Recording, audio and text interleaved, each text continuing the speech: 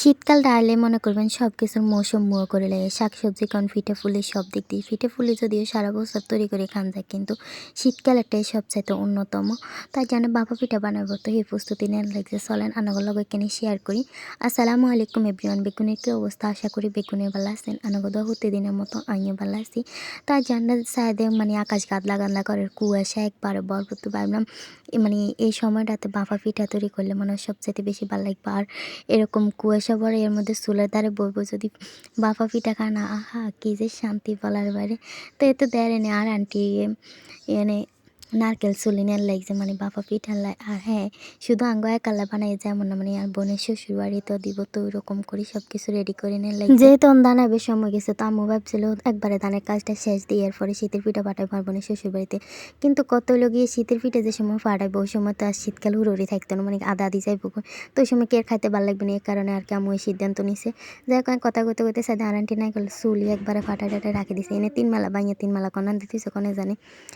এরপরে কদ্দুরের সাইডে সমালা বেকিনে করে একটা বলের মধ্যে নইলেছে নারকেল আর ইয়েনে কুসুম গরম পানি নিয়ে নিসা।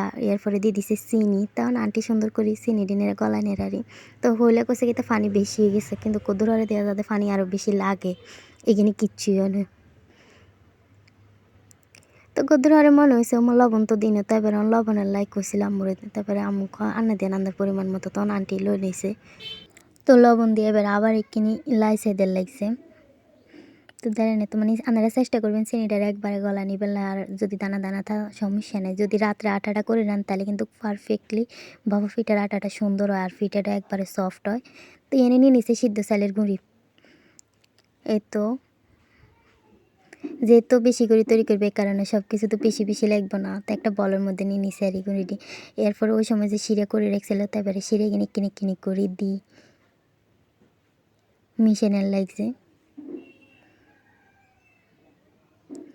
সিদ্ধ চালের গুঁড়ি দিয়ে বানালে পিঠাটা একবারে সফট তুলতুলে, মানে যদি এনে সারাদিন নহরের দিনও খান তারপরে সফট হবেন। আর আতপ চাল দিয়ে যদি ভাপা পিঠা তৈরি করে তাহলে যে সময় খাই ওই সময় কিন্তু সফট থাকে বা 5-6 ঘন্টার মতো থাকবে। এরপরে কিন্তু এটি একবারে লো হয়ে যাবো, খাইতেও ভালো লাগতো না। তো আমরা যে সময় মানে ভাপা পিঠা বানাই সবসময় চেষ্টা করে আর কি সিদ্ধ চালের গুঁড়ি দিই ভাপা পিঠা তৈরি করবো। তো আন্টি এনে বলের মধ্যে পানি নিয়ে এবার চিনি যেগিয়ে আটকেছিল এগিয়ে পর্যন্ত দিয়ে দিছে, দিয়ে এবার আবারও মিশানোর লাগছে। জানেন তো একবারে কমপ্লিট। এবার এটি সারা রাতের মানে ভিজবো আর কি। তো ভিজবো বলতে আবার ভাবি না যে ম্যাগি ভিজাবো বা কুয়াশাত ভিজাবো, ডাকনা দিয়ে লাইটবো আর কি।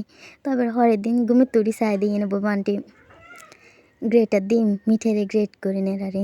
তো আপনারা চাইলে এনে খেজুরের গুড় বা অন্য কিছু ইউজ করতে নেন, আপনারা যেটার গুড় কনাঙ্গ দিকে মিঠাই খাট কয় আর কি।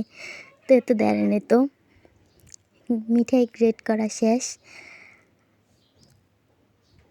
দিয়ে আম্মু ওই রাত্রে যে করে রাখছিল ভাপা পিঠার লাই মানে শিরে টিরে দিই, তো ওই দিনের আবার সালিনে যাতে মানে দলা ফাঁকি না থাকে।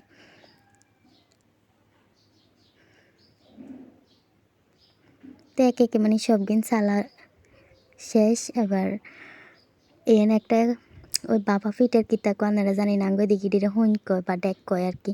তো এটি বইয়ে দিছে, এরপরে দিয়ে দিছে ছিদ্রগন্ধি পানি। আর ইন্দি আন্টি প্রস্তুত করি না একটা বাটির মধ্যে ইয়ানি গুঁড়ি নিয়ে নিচ্ছে মানে আটা দিয়ে আর কি। এরপরে মাঝখানে মিঠাই নারকেল দিয়ে দিছে, এরপরে আবারও আটা দিই উপরে দিয়ে নারকেল দিই। তখন আন্টি মানে জাল দিই একটা নেট দিয়ে আর কি করে না লাগে, তো গিটটা লাগে গেছে এলে গিট খুলে নিছে।